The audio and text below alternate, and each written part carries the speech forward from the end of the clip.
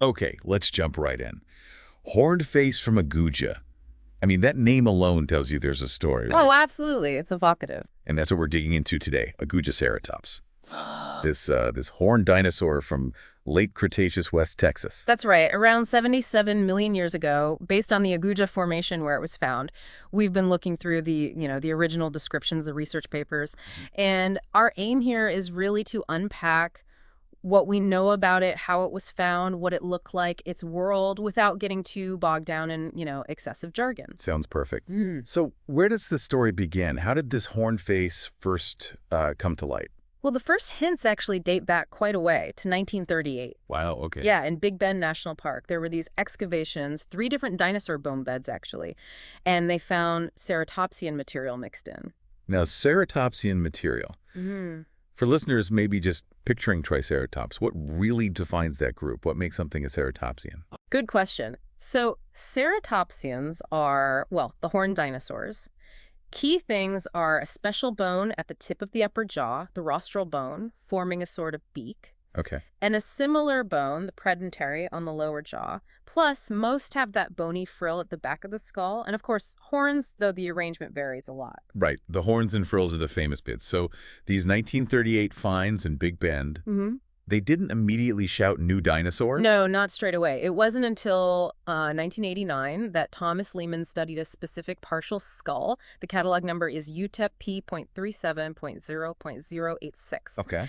And he classified it, but as a species of Chasmosaurus. He called it Chasmosaurus mariscalensis. Ah, so it was lumped in with Chasmosaurus initially. Exactly. That skull, the holotype, the main reference specimen, Mhm. it included bits of the brain case, a left brow horn, part of the upper jaw, the maxilla, and the right lower jaw, the dentary. There was other material found nearby, but that skull was the key piece. Okay, so it was Chasmosaurus mariscalensis for a while. What changed? What made scientists reconsider? Well, this is science in action, right? More fossils started turning up in West Texas, including, importantly, a really quite complete skull from a place called Rattlesnake Mountain. Okay. And as paleontologists looked closer, they saw consistent differences from other Chasmosaurus. So in 2006, Spencer Lucas, Robert Sullivan, and Adrian Hunt took another look. Yeah. They decided, you know what, this Texan dinosaur is different enough, it needs its own genus, and that's when they coined the name Agujaceratops. Horned face from Aguja. Perfect. Exactly, tied right to the Aguja Formation. And they kept the species name mariscalensis. They did. So the first species became Agujaceratops mariscalensis. But you mentioned that other skull, the one from Rattlesnake Mountain. That hinted at more complexity. It really did. Fast forward to 2016, Lehman, the same paleontologist who first described it, and some colleagues, they did a big review of all the known Agujaceratops material. Okay. And their conclusion was that the Rattlesnake Mountain skull, TMM 4309881, was distinct enough, Yep. different enough from mariscalensis to be its own species. So a second species. Yep. They named it Agujaceratops mavericus. It really underlined that there was quite a bit of variation going on in these Texan ceratopsians. That's fascinating. Two species, mariscalensis and mavericus, both from West Texas around the same time. It really shows how our picture sharpens with new finds. Absolutely. So zooming out a bit, where does Agujaceratops fit in the grand scheme of the dinosaur family tree? Okay, let's climb the tree. It's in domain Eukaryota, kingdom Animalia, phylum Chordata, then the big group Dinosauria. Right. Within dinosaurs, it's an ornithischian, the bird-hipped dinosaurs. Huh. Then we get more specific, family Ceratopsidae, that's all the horned dinosaurs. And within that, the subfamily Chasmosaurinae. Chasmosaurine. You flagged that earlier. What makes a chasmosaurine distinct from, say, other horned dinosaurs? Yeah, that's a really important split within the ceratopsids. Chasmosaurines are generally the ones with the really elongated frills. Think Triceratops or Pentaceratops. Okay, long frills. And they also tend to have longer brow horns compared to their nose horn, though that's maybe a bit more variable. The other main group, the centrosaurines, usually have shorter frills, often with big spikes, and more prominent nose horns. Got it. So Agujaceratops with its long frill is definitely a chasmosaurine. Exactly, a classic long-frilled ceratopsian. Okay, we know its family. Let's get a picture of the animal itself. What did this horned face from Aguja actually look like walking around? Right. So imagine a pretty solid four-legged plant eater. Size-wise, we're talking about 4.3 meters long. That's about 14 feet. Okay, decent size. And weight-wise, estimated around 1.5 metric tons or 1.7 short tons. So heavier than a rhino. It was a substantial animal. Definitely. Not something you'd want to trip over. What about the headgear? What were the really standout features? Well, being a chasmosaurine, it had a relatively short nose horn, but the brow horns were quite long, sticking up and out and then curving backwards a bit. But the frill was maybe the most distinctive part. It was long, as we said, but it had this noticeable notch right at the back, in the middle. A notch? Yeah, which gave it sort of a heart shape when viewed from above or behind. A bit like Pentaceratops or some Chasmosaurus species have. A heart-shaped frill. That's quite striking. Different from, say, the more rectangular frill of Triceratops. Exactly. That shape might have been important for, recognizing its own species or maybe specific displays we don't fully understand yet. Interesting. What else is going on with the frill? Any other decorations? Oh, yeah. Around the edges, it had lots of these low, kind of blunt, bony bumps called epiossifications. Yeah. They gave the edge a sort of wavy or scalloped look. Scalloped edges. Okay. And then along the back edge, near that central notch, it usually had 3 or 4 pairs of more prominent spike-like hornlets sticking out. So quite the elaborate display structure. Now, you mentioned the two species, Meriscalensis and Mavericus, had differences. What were they? Yeah, the main things noted were in the proportions. A. meriscalensis, the first one described, seems to have had shorter brow horns. Okay. And its frill wasn't quite as broad or perhaps as long overall compared to the A. mavericus specimen. Right. So subtle but significant variations. Exactly. Enough for paleontologists to say, okay, these look like distinct species developing perhaps slightly different features. Fascinating. Now, with horns and frills like that, you have to wonder about behavior.